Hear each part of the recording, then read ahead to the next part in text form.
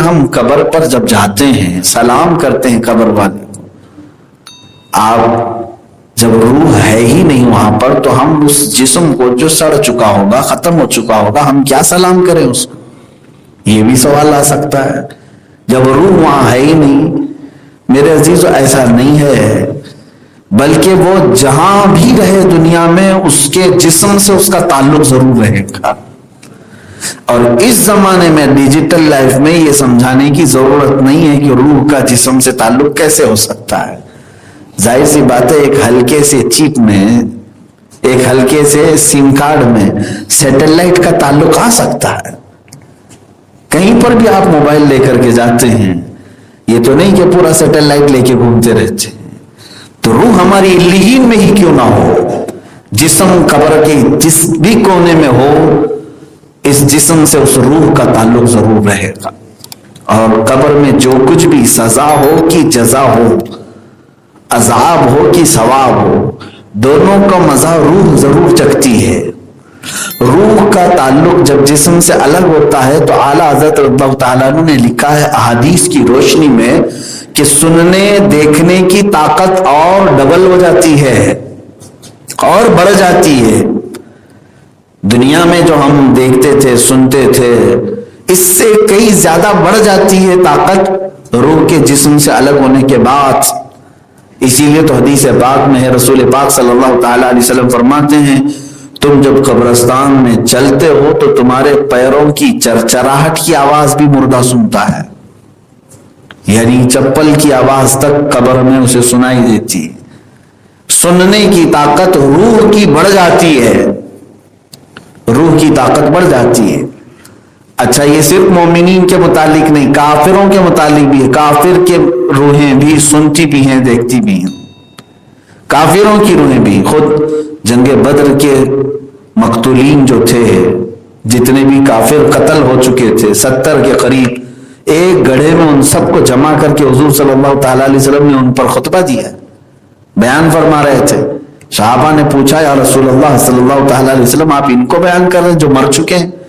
حضور صلی اللہ تعالی علیہ وسلم نے فرمایا ہاں یہ زندوں سے بھی کہیں زیادہ سنتے ہیں۔ حضور ان سے پوچھ رہے تھے کیا اللہ نے جو ہم سے وعدہ کیا تھا وہ پورا نہیں ہوا؟ کیا تم نے نہیں دیکھا کہ ہم حق پر تھے اور ہمارا وعدہ پہنچ چکا اللہ کا؟ حضور ان سے سوال کرتے جا رہے تھے۔ ظاہر سی بات ہے جواب دنیا میں ایک حجاب ہے، نہیں سنائی دے گا۔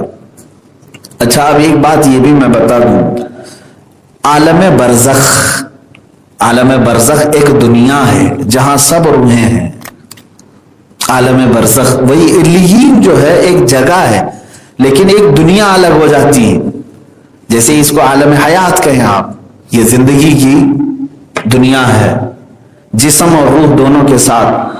جسم یہاں رہ گیا اور روح چلی گئی کہاں پر؟ عالم برزخ میں۔ جب عالم برزخ میں جاتا ہے تو ایک بڑی دیوار ہمارے دونوں کے بیچ میں قائم ہو جاتی ہے، ہمارے دونوں کے بیچ میں قائم ہو جاتی ہے، یعنی روحوں کی دنیا اور ہماری دنیا کے بیچ میں فرق یہ ہے کہ ہماری ساری باتیں، ہماری ساری ایکٹیویٹیز وہ سنتے بھی ہیں اور سمجھتے بھی ہیں اور وہ دیکھتے بھی ہیں، وہ دیکھتے بھی ہیں سنتے بھی ہیں، ساری چیزیں محسوس کرتے ہیں، لیکن ان کی تمام معاملات ہم نہیں دیکھ سکتے۔ ان کے جو کچھ بھی روحوں کے معاملات ہیں وہ ہم نہیں دیکھ سکتے، اس لیے کہ ہمارے اور ان کے درمیان ایک دیوار ہے۔ عالم برزخ کے معاملات ہمارے اوپر ظاہر نہیں رکھے گئے۔ روحوں کے ساتھ کیا ہو رہا ہے کیا نہیں ہو رہا ہے ہم میں سے کوئی جانتا نہیں ہے، مگر یہ کہ اللہ کسی کو علم دے دے، اپنے محبوبوں میں سے کسی کے اوپر ظاہر کر دے، یہ الگ بات ہے۔ لیکن عالم برزخ کے احوال عام لوگوں پر نہیں کھولے جاتے، ہمارے اور ان کے درمیان۔ اس کو یوں سمجھ لیں کہ ون سائڈ دیکھے جانے والا شیشہ ہو، یعنی ایک طرف سے باہر کا دکھتا ہے لیکن ادھر والوں کو ادھر کا نہیں دکھتا۔ عالم برزخ اور ہمارے درمیان ایسی معاملات ہیں۔ اب عالم برزخ میں ہوتا کیا ہے؟ وہاں کی ایک زندگی الگ ہے۔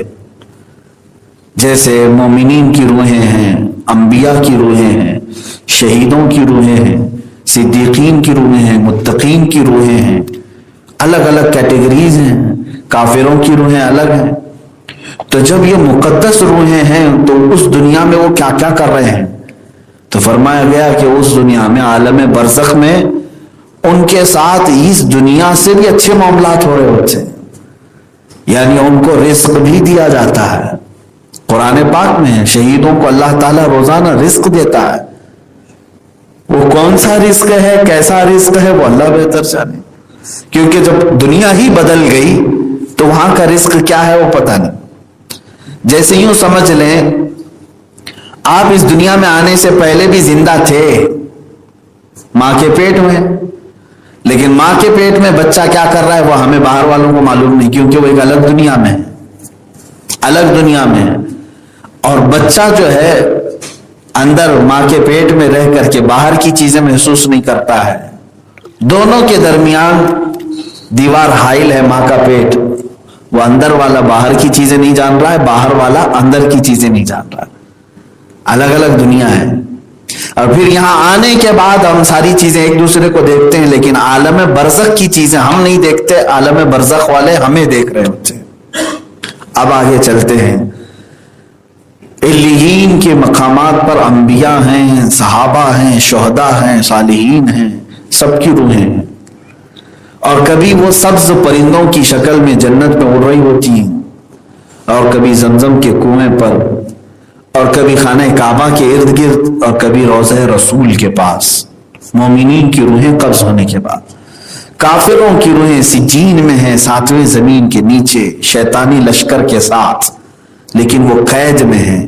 اور ایک حدیث پاک میں ملتا ہے یمن میں ایک وادی ہے، ایک کنواں ہے جو سخت ترین بدبو والا پانی ہے، اس کنویں کے پاس کافروں کی روحیں ہوتی ہیں، اور بعض ان کے مرگھٹ پر ہی جہاں ان کو جلایا جاتا ہے، جہاں انہیں دفنایا جاتا ہے، وہیں ہوتی ہیں۔ تو ان کی روحیں اس طرح سے الگ الگ مقامات پر ہیں، لیکن قید میں ہیں، آزاد نہیں۔ فرق دیکھیں، مومن جو ہے اس کی مثال میرے آقا صلی اللہ تعالیٰ علیہ وسلم نے فرمایا جب تک دنیا میں ہے پنجرے کے اندر موجود پرندے کی طرح ہے، پنجرے کے اندر موجود پرندے کی طرح ہے، جیسے ابھی ہم لوگ ہیں۔ اور حضور صلی اللہ تعالیٰ علیہ وسلم فرماتے ہیں جس دن اس کی روح قبض کی جائے گی ایسے سمجھ لو جیسے پنجرہ کھول دیا گیا اور پرندے کو آزاد کر دیا گیا۔ اب مجھے بتاؤ پرندہ پنجرے کے اندر زیادہ خوش ہوتا ہے کہ باہر زیادہ خوش ہوتا ہے؟